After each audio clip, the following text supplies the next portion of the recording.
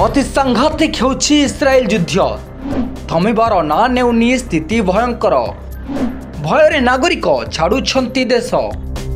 इस्राएल Iran मध्य लगी रही संघर्ष आज चतुर्थ दिन में भयंकर रूप नहीं।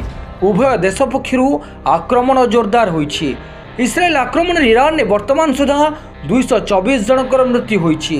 अन्य पक्षरे ईरान आक्रमण में इस्राएल 24 जनकर मृत्यु हेलानी।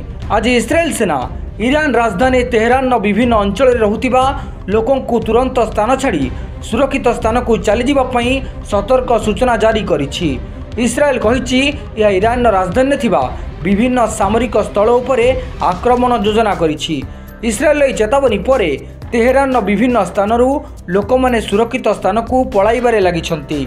इस्राएल वायुसेना आज तेहरान ईरान सरकारी गणमाध्यम ऑफिस IRINN उपरे आक्रमण करिछि।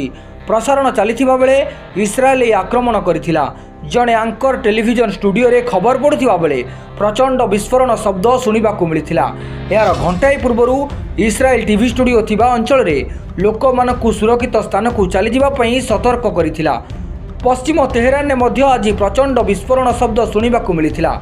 इतिमध्यरे इस्राएल प्रधानमंत्री बेंजामिन नेतन्याहू दाबी करिसेंती इस्राएल ईरान आकाश को नियंत्रण को नहीं सारिछि एवं तांको देश ईरान परमाणु एवं बालिस्टिक क्षेपणास्त्र को विपद को ध्वंस करने लक्ष्य रे सफल हेबाकु जाउछि।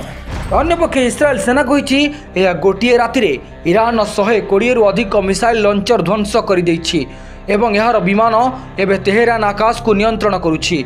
नेतन्याहू दाबी करिसेंती जे ईरान आकाश उपर इस्राएल नियंत्रण थिले मध्य यह केवल टार्गेट उपर ही आक्रमण करुछि। इस्राएल अधिकारी माने दाबी करिसेंती जे ईरान ने 400 रु अधिक टार्गेट रे आक्रमण करिछि। Bureau report Odia news tube.